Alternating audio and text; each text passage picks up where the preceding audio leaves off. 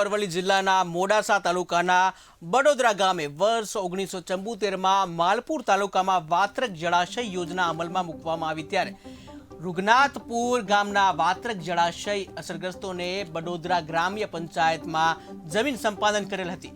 Collector દ્વારા સાબરકાંઠાના હુકમથી 196.15 hectare જમીન આપેલી હતી, જે તમામ સર્વે નંબર એકત્રિત કરીને નવીન સર્વે નંબર 71 બનાવવામાં આવેલ છે। સદર સર્વે નંબર ફાળવણી કરેલ જમીનમાં હાલ રૂગનાથપુર ગામના રહીશો ખેતી કરી પોતાનું ગુજરાન ચલાવી રહ્યા છે। તે સિવાયની બાકી રહેલ જમીનને બડોદરા ગ્રામ્યજનો જે દ્વારા બડોદરા ગ્રામ્ય પંચાયતને ફાળવવામાં જિલ્લા કલેક્ટરને આવેદનપત્ર આપી રજૂઆત કરવામાં આવી હતી। હાલના સંજોગોમાં બડોદરા ગ્રામ્યજનો દ્વારા મુખ્ય વ્યવસાય ખેતી અને પશુપાલન છે। ગામની વસ્તી વધારો અને જીવન નિર્વાહ પશુપાલન પર હોય।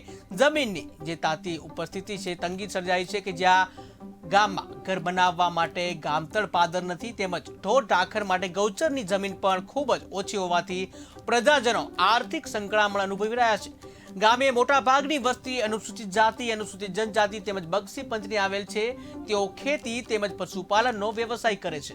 તો ઉપરોક્ત જમીન સંપાદન અને પુનઃ વસવાટવાળી જમીન અસરગ્રસ્તોને ફાળવવા સિવાયની બાકી રહેલ જમીન ગામતળ અને ખેતી વિશે હોવાથી બડોદરા ગ્રામ્ય પંચાયતને ફાળવવામાં આવે તેવી બડોદરા ગ્રામજનોને જિલ્લા કલેક્ટરને આવેદનપત્ર આપી રજૂઆત કરી હતી।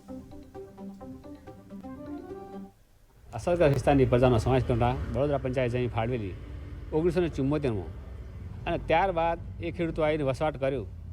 વસવાટ કરે 35 થી 40 વર્ષ થઈ ગયો, અને અત્યારે જે ફાજલ જમીન જે પડી છે એ જગ્યા ઉપર ફરી અસરગ્રસ્તોએ માગણી કરી છે। અને એમાં એવું છે કે એ લોકોને રોકડ અનુદાન આલી આ પ્રશ્નનો નિકાલ કરેલો છે કરી છે। એ ખરેખર નીતિ વિરુદ્ધ છે, કારણ કે અસરગ્રસ્ત વિસ્તારની પ્રજાનો સમાવેશ કરવાની પ્રક્રિયા 1989માં પતેલી છે એવું આ એક આમુખમાં બતાવાયું છે। નિયામકને કચેરીના અધિકારીઓને લખેલું આમુખ લખેલો છે, પત્ર એમાં બતાવાયેલું છે, અને એમણે એ વખતે આ પ્રશ્નનો નિકાલ કરી અને અધિકારીઓને આ પરિપત્ર પાડ્યો છે, અને કાર્યપાલકની મોડાસાથી અને પંચાયતોને જઈને પાછી ઠરાવથી મોગવાવલે એમને સૂચનાદેશ થયેલો છે। 1974માં રૂગનાથપુર ગામના અસરગ્રસ્તોને જમીન જે ફાળવેલ હતી એના પછીની જે જમીન બચી એ અંતર્ગત કલેક્ટર સાહેબશ્રીને અમે રજૂઆત કરી કે જે જમીન બચી છે એ અમને પરત કરે। આજ પશુપાલન અને ખેતી એ મુખ્ય ગ્રામજનોનો વ્યવસાય થયો છે। એ અનુસંધાને ગામમાં ગૌચર ઘણું બધું ઓછું છે અને ઘર બનાવવા માટે ગામતળ નથી। એનું અનુસંધાન આજે કલેક્ટર સાહેબશ્રીને ગ્રામજનોએ રજૂઆત કરી છે। કલેક્ટર સાહેબ દ્વારા આશ્વાસન પણ આપવામાં આવ્યું છે કે જે તે સમયે ફાળવેલ જમીન એ લોકોને આપી અને જે બચેલી જમીન છે એ આપણે ગ્રામજનોને પરત કે પંચાયતને પરત આપીશું, અને એનું એક રજૂઆત સાંભળી એ બદલ ખૂબ ખૂબ ધન્યવાદ।